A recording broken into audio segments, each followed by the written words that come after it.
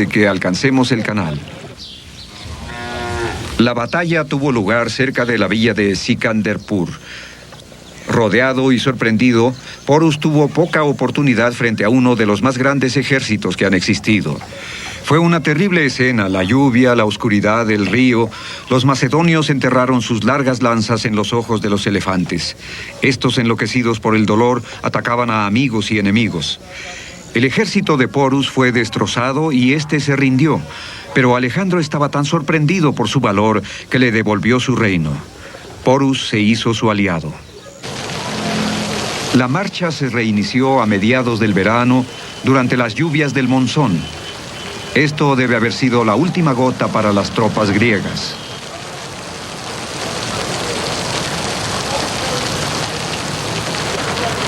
La humedad, el calor, los mosquitos, como solo se ve en la India. Durante las lluvias nunca nada está seco.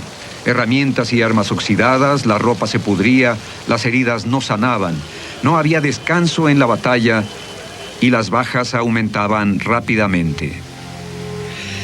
Seguimos a Alejandro por carretera y entramos en el norte Sikh de la India, la ciudad sagrada de Amritsar.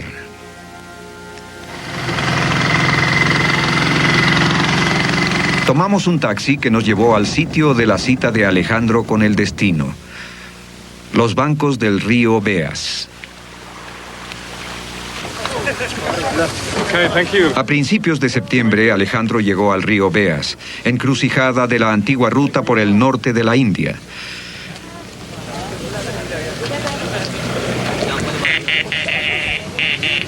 Mientras comenzaba a cruzar el río, Alejandro pensó que el límite del mundo estaba cerca. El maestro de Alejandro, Aristóteles, le había dicho que la India era una delgada península en el gran océano que rodea la Tierra. Hasta donde sabía, no faltaba mucho para llegar.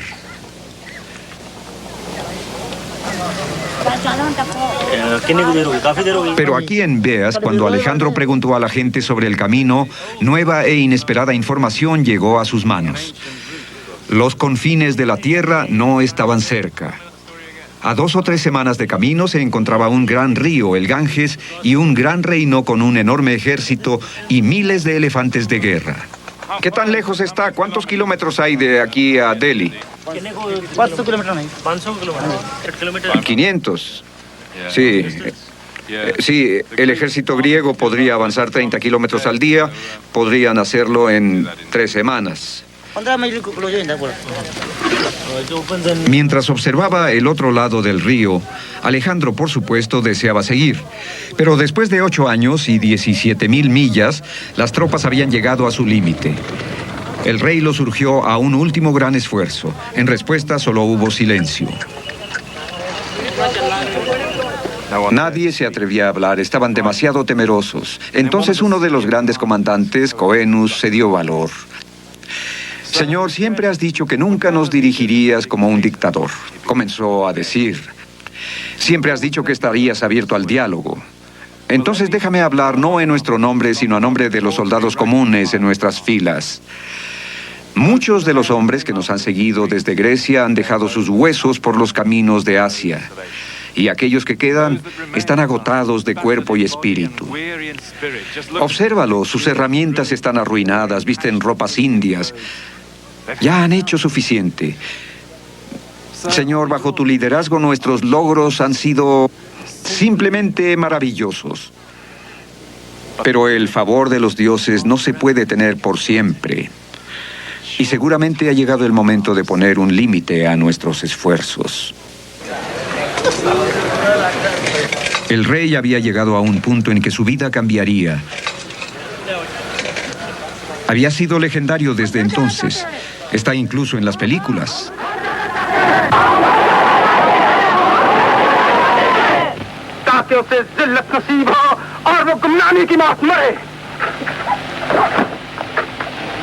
El rey estaba furioso. Por 3 días permaneció en su tienda.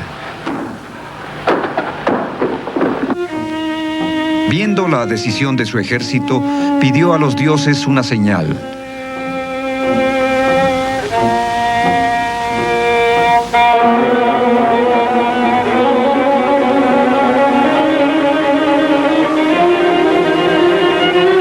ejército estaba a la expectativa.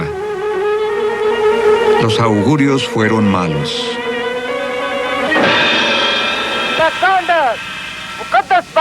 Alejandro aceptó el deseo de los dioses y consintió en regresar. Y si hubiesen seguido al Ganges, tal vez hasta China, la totalidad de la historia sería diferente, pero no fue así. Antes de volver, puso altares a los dioses que lo habían llevado tan lejos: Dionisio, Apolo, Hércules, y una inscripción: Alejandro se detuvo aquí.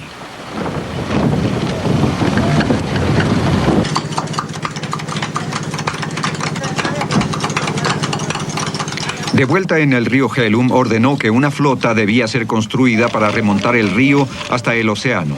1000 barcos en total, incluyendo galeras. El último de los grandes maestros armadores en el Indus chocó con la idea. Esos barcos de guerra no pasarán por el río.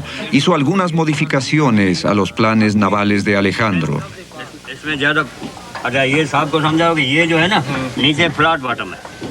Fondos planos es lo que necesitamos. Entonces se iba a construir una flota como esa en 6 meses. Si tenían que construir una flota así, iban a necesitar una gran fuerza de trabajo. Dice que no es posible.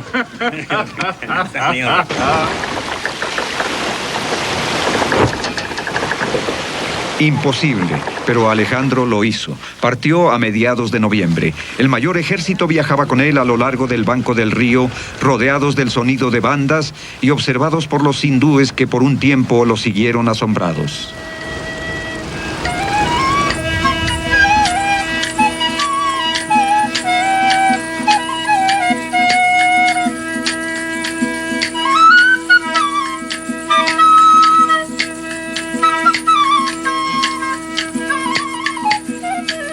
Con el ejército viajaban miles de mujeres y niños bactrianos, centroasiáticos, hindúes, todos prisioneros de guerra. Entre ellos estaba la esposa adolescente de Alejandro, Roxana. Ese otoño, Roxana dio a luz a un niño. El rey finalmente tenía un heredero. Pero el niño murió y fue enterrado en los bancos del Jhelum. ¿Cómo se sintió Alejandro? ¿Habrá visto esto como una señal? Solo sabemos que esto lo movió de vuelta a la guerra. El viaje por el Indus tomó 7 meses. Los llevó a través de grandes reinos y pasaron por antiguas ciudades. Por todo lo que hoy es Pakistán, Alejandro encontró resistencia. Estaba asombrado por su ferocidad. Es durante el viaje por el Indus que el tono de la expedición comienza a cambiar. Los griegos habían pasado por países no muy poblados como Irak o Egipto sin encontrar resistencia. Aquí era distinto. Es cuando comenzamos a saber de atrocidades y masacres de civiles a gran escala. En el Año Nuevo atacaron una gran ciudad del Bajo Punjab. La ciudad que era llamada Malians, ahora Multán. Estaba entonces y sigue estando rodeada por murallas de piedra, mismas que han sido atacadas muchas veces desde los tiempos de Alejandro. La última vez por los ingleses en 1849. La leyenda local dice que Alejandro atacó en un lugar llamado la Torre de Sangre.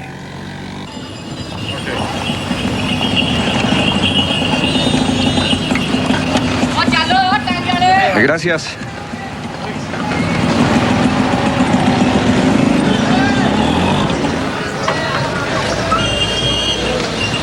Básicamente las tropas griegas estaban afuera de las murallas. Puede que este no sea el punto exacto, pero es un buen lugar para contar la historia. Alejandro pensó que sus tropas flaqueaban. Colocó una escalera contra la pared y comenzó a subir frente a las tropas. Detrás de él iban solo 3 hombres, 2 de su guardia personal llevando el escudo sagrado de Troya y el otro era Abreas. Entonces Alejandro tomó su escudo y empezó a subir. Así fue como los sitiadores macedonios comenzaron a escalar.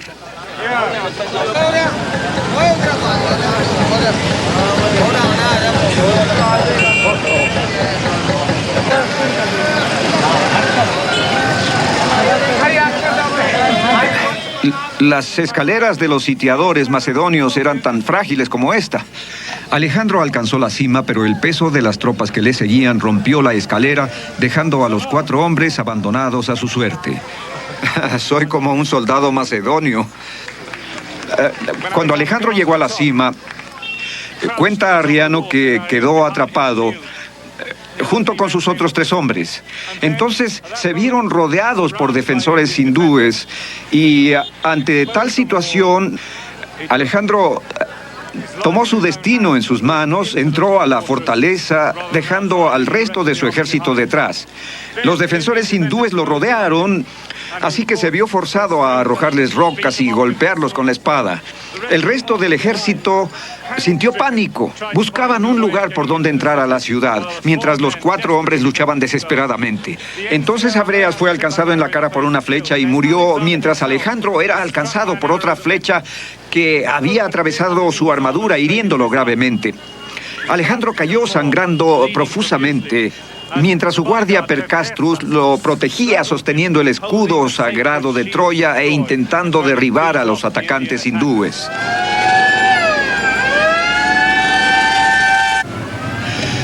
Imaginen a los médicos llevando a Alejandro de vuelta a su campo mientras el temor corría por sus filas. Temían que Alejandro muriera y no pudieran volver a sus hogares. Fueron atacados y masacrados todos en la ciudad. Los cirujanos de Alejandro se preparaban para operar. Critobulus de Cos había sido el médico de su padre. Una vez sacó una flecha del ojo del rey. A lo largo de los años, Alejandro había recibido demasiado castigo. Heridas en la pierna, un golpe de catapulta en la espalda, 21 heridas en total. Esta era la más seria, su pulmón estaba destrozado.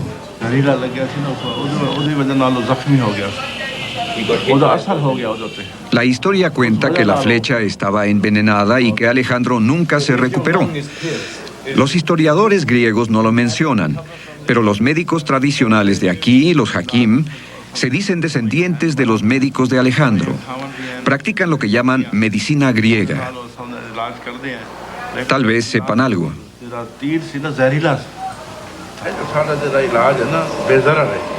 Pero veneno o no, ambos, paciente y doctores, sabían que Alejandro estaba cerca de la muerte.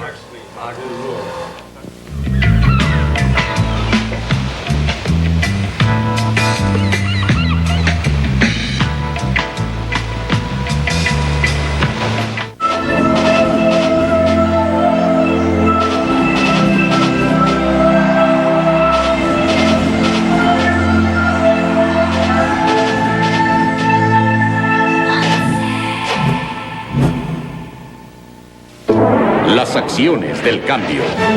Con la convicción de afianzar una sólida cultura de la prevención, el presidente Fox dio a conocer la creación de la Red Sísmica Mexicana y convocó a conformar el Programa Especial de Protección Civil para Sismos, que aunado al monitoreo constante de volcanes activos, la modernización del sistema de alerta de huracanes y el plan para prevenir el deslizamiento de laderas, disminuirá el riesgo de pérdidas humanas y materiales. Protegiendo y asegurando a las familias, ponemos a México al día y a la vanguardia. Gobierno de la República.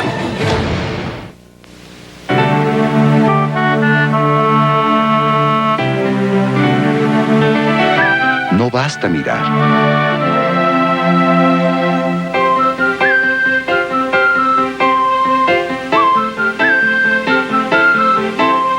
Los voluntarios actúan. Ayúdanos a reconocerlos. Fecha límite de propuestas 10 de octubre. Informe 5277-8238. Premio Nacional al Voluntario. La homosexualidad no constituye un vicio, ni una enfermedad. No es una perversión. La vida de Alejandro estuvo en la balanza. Fue llevado por el río para que su ejército pudiera ver que estaba vivo. Lloraron con alivio. Aún lo amaban. El viaje por el Indus tomó desde noviembre hasta el verano, peleando todo el camino. Alejandro encontró otra Alejandría, donde los ríos se juntan. En julio alcanzó el delta del Indus.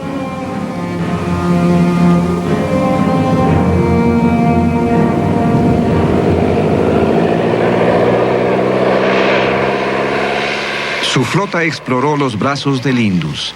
El viaje fue reconstruido por Monique Kervan. Pasamos por la bahía donde Alejandro ancló ese verano. Este lugar era mar antes, pero el océano se ha retraído, dejando secas las islas más altas. Se menciona. Sí. Tal vez quieras ver la posición de la torre.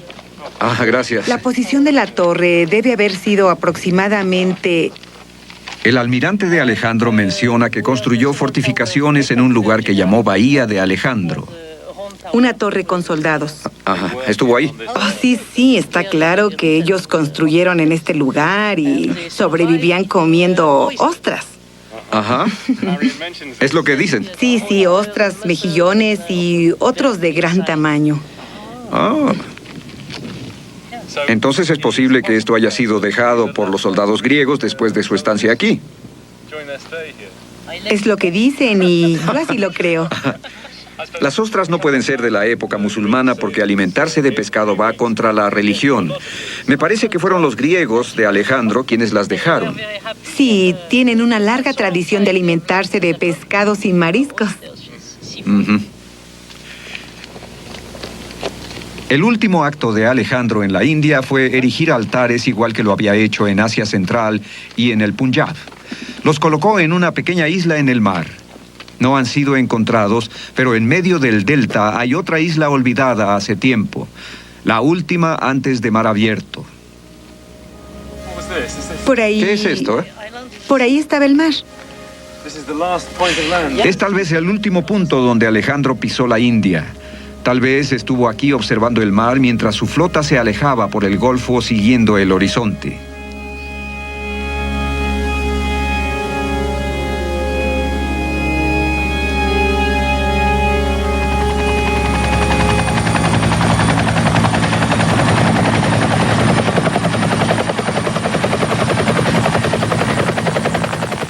Alejandro planeó su regreso de la India como una operación combinada por mar y tierra.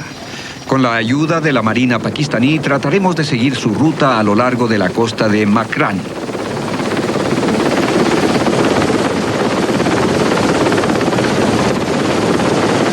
Aún existe el libro de viaje del almirante de Alejandro Nearchus. Es un testigo al que podemos seguir después de 2000 años. Ahora, el libro de la expedición menciona un gran número de lugares. Por ejemplo, dice que pasaron por un gran promontorio o cabo en mar abierto que era muy alto y escarpado. Esta es Ras Alvara. Es una gran montaña con unos 1400 pies de altura. Una montaña que se eleva en mar abierto. Sí. Hay otra pequeña historia aquí que es bastante interesante. Menciona que unas 10 millas más adelante hay una isla que permanece deshabitada. Ningún ser humano ha estado aquí. De hecho, era una clase de lugar de mal augurio. Está justo enfrente de usted. Es la isla de Astola. En la carta puede verse que la isla de Astola está deshabitada. Puede ver la distancia. Mi equipo muestra 10 millas. Puede ver que Astola mide 12 millas. El mar debe haberse retraído 2 millas. Sí, tiene razón. Sí, por lo menos.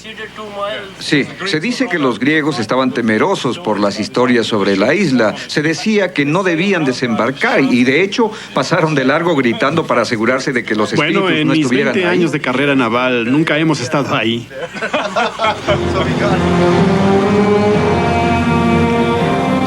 En octubre, Alejandro comenzó su viaje de retorno junto a su ejército. En tierra, 100.000 hombres con decenas de miles de seguidores. Lo seguimos hasta el temible desierto de Makran. Esta parte del Makran es conocida por sus tormentas de otoño, la temporada en que Alejandro estuvo aquí. Este anciano nos cuenta cómo villas completas han sido arrasadas. Esto le pasó a Alejandro una noche que acampaba en la llanura y la tormenta mató a mucha gente. La ruta de Alejandro lo llevó a Turbat, un antiguo fuerte camino a Irán. Debió quedarse aquí. ¿Él estuvo aquí? Sí, por ahí. Es un rico y fértil oasis.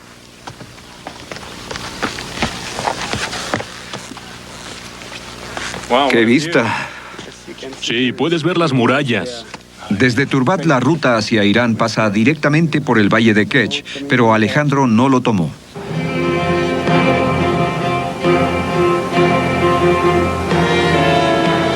Se desvió de la ruta principal y se dirigió hacia el sur por el lado del mar. Son solo 100 millas, pero pasa a través de terreno difícil.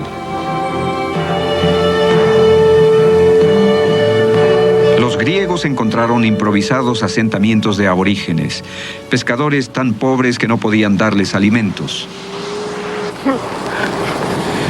Hemos estado en este camino por 10 horas. Tenemos medio litro de agua y 2 naranjas cada uno. Creo que no tomamos las precauciones necesarias para este viaje, pero tampoco creo que Alejandro Magno lo hiciera. De hecho, al pasar por aquí, tengo la idea de que era una loca aventura tratar de atravesar un ejército. El último gran oasis está a 50 kilómetros atrás. Podemos estar seguros de que los griegos estaban en problemas antes de ver el mar.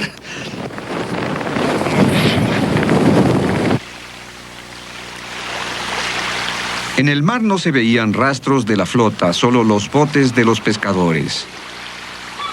Alejandro debió regresar por donde había venido, pero ese no era su estilo. Decidió continuar rodeando la costa. Tal vez tenía la esperanza de establecer puertos para unir a su imperio. Tal vez tenía la esperanza de encontrar a la flota, no lo sabemos. Desde aquí, la única manera de seguir la ruta de Alejandro es en camello. Un extranjero moriría en esta ruta, ¿no es cierto? Tienes razón. Un extranjero moriría. No es capaz de encontrar agua. Grandioso. Es realmente confortante saberlo. ¿Hay agua en la ruta? ¿Hay oasis, pozos en la ruta? ¿O debemos llevar agua para el camino?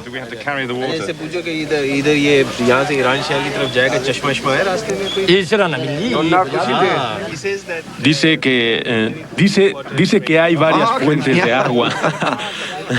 Dice, si voy puedo encontrarlas. Oh, qué bueno. Bueno, es mejor que llevemos a alguien que pueda.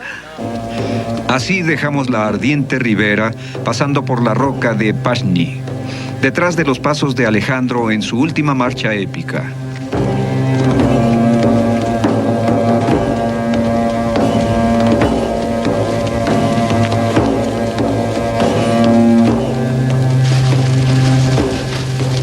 Para el ejército de Alejandro, el viaje pronto se convertiría en una pesadilla.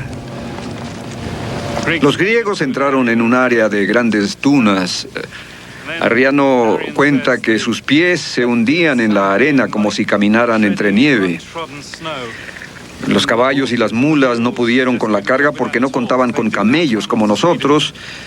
Y algunas veces, cuenta Arriano, debían caminar toda la noche sin agua. Y por la mañana debían dejar atrás a la gente que estaba enferma, herida, simplemente cansada o absolutamente muerta de sed. Y por supuesto, nada más se sabía de estas gentes. Se perdían, cuenta Arriano, como gente que cae por la borda y se pierde en el mar.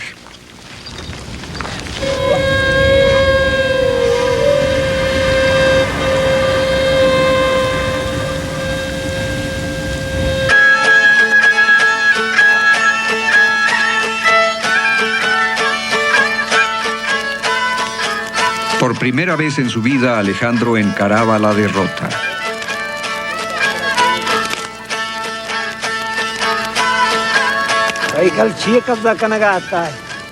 ¿Por qué decidió atravesar el Makran? No lo sé. Estaba tratando de regresar a Irán. Pero, ¿por qué vino a esta costa? No lo entiendo. No lo entiendo.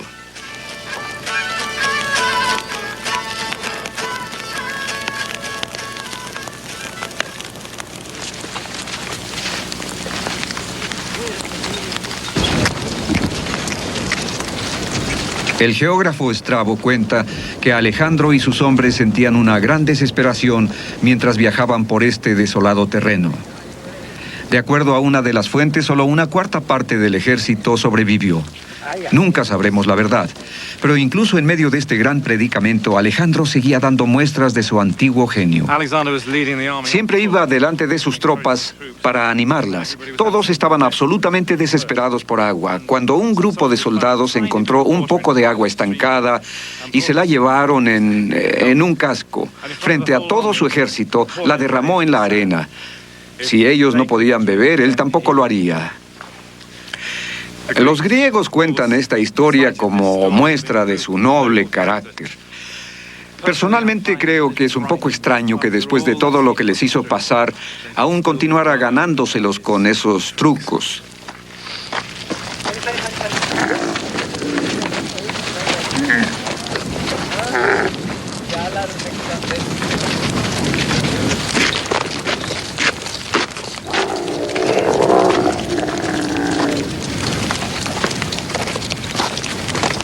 Lo cierto es que seguían amándolo y necesitaban de su liderazgo para seguir adelante. Y él seguía necesitándolos para seguir siendo Alejandro.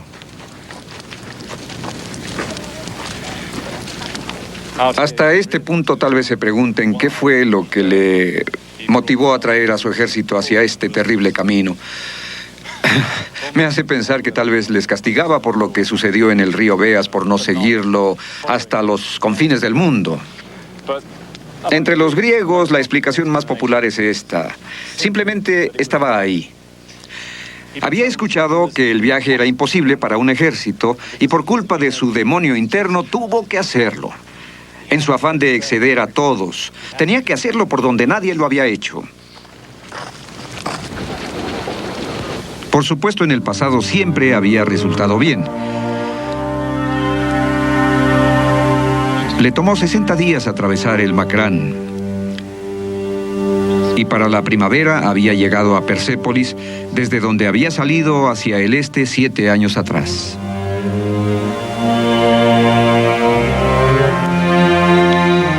Caminó por el palacio de los reyes persas, quemado, destruido por orden suya, y con tristeza se arrepintió de ello. Después de todo, ahora él era el rey. Vestía las ropas y la tiara del rey persa. Ya no era simplemente un conquistador, alguien que perseguía la gloria. Él dirigía el imperio más grande que el mundo haya visto.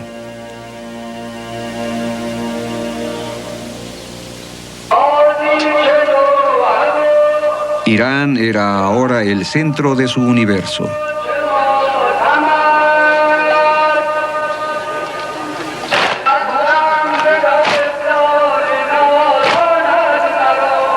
Seguía teniendo grandes planes, aún quería conquistar el este.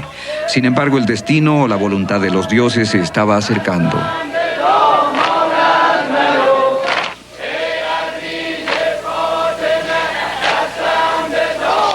Repentinamente, después de un festejo, su más querido amigo y amante, Hefaistión, murió. Alejandro casi se suicida de dolor. Otros me amaban por ser rey, decía. Hefaistión me amaba por mí mismo.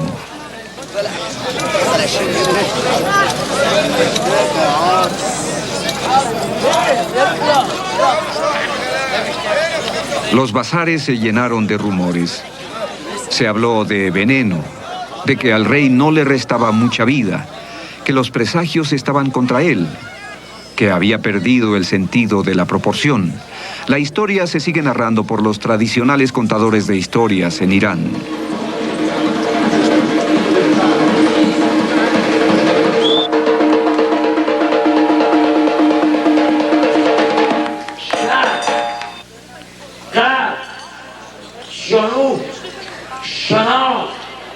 تمام دنیا زیر نگین اسکندر آمد، اما یه رو اسکندر اومد جلوی آینه همچی کنه، دید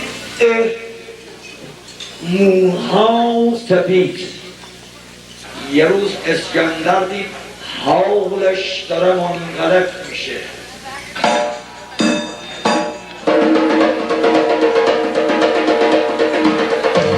La última primavera lo llevó a Irak. Estaba obsesionado con cada presagio.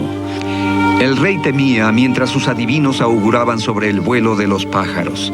Las señales eran claras. No debía entrar a Babilonia. Hasta ese momento nunca había ignorado a los dioses, pero lo hizo. Por la ribera del Éufrates, después de otra larga sesión de bebida, el rey enfermó. Las heridas, el alcohol, el dolor, por fin le doblegaron. Imaginen la claustrofobia del palacio, los jardines colgantes, sus bosques de palmas, el somnoliento calor del río. Existe un diario de sus últimos días. Es uno de los más dramáticos registros de la historia. Es el recuento de los últimos días del rey. Viene casi palabra por palabra del diario real. El 29 de mayo durmió en el baño porque tenía fiebre. Pasó el día siguiente jugando dados. Al otro día se bañó y permaneció en el baño escuchando a Nearchus contar la historia del regreso de la flota desde la India. El 1 de junio, la fiebre se hizo más intensa. Tuvo una mala noche. Todo el día siguiente sufrió una fiebre intensa. El 5 de junio lo llevaron al otro lado del río. Ahí durmió un poco, pero la fiebre no cedió. Los ancianos macedonios pensaron que estaba a punto de morir y se pusieron en camino para verlo por última vez. En casi todos los corazones el sentimiento era de tristeza y una terrible angustia por la idea de perderlo. Sin poder hablar mientras los hombres hacían fila para pasar frente a él, apenas podía levantar la cabeza para con la mirada reconocer a cada uno de los que iban pasando. El 10 de junio, al atardecer, murió. O Vasiles Alexandros,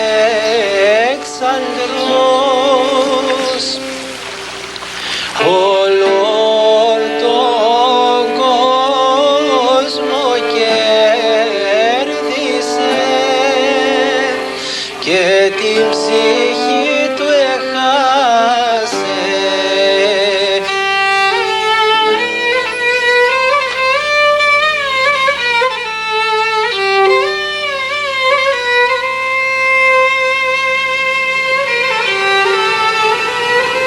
Después de 20.000 millas, su viaje había terminado. Acabó donde comenzó, a la sombra del monte Olimpo, el hogar de los dioses. La búsqueda de la gloria de Alejandro acabó pronto y aún con el peso de un destino sin completar. El héroe que voló muy cerca del sol y cuyas alas se quemaron. Pero hoy el juicio de la historia es áspero. Un hombre destruido al final por la soledad y una absoluta enfermedad de poder. ¿Es así como debemos ver la historia de Alejandro ahora? ¿Como una terrible y enfermiza búsqueda de la gloria eterna? Les diré lo que pienso. Lo aprendido de haber seguido sus pasos tan lejos es esto: que los demonios desencadenados por los hombres de guerra en nuestros días nos obligan a rechazar los ideales de Alejandro. Pero Alejandro era un hombre de su tiempo, no del nuestro. Él creía en los dioses y habría aceptado sus designios para bien o para mal. Él nos respondería, estoy seguro de que lo haría como el héroe trágico que era: dejen que los dioses me juzguen, porque en cada señal que me dieron, no me dijeron mentiras.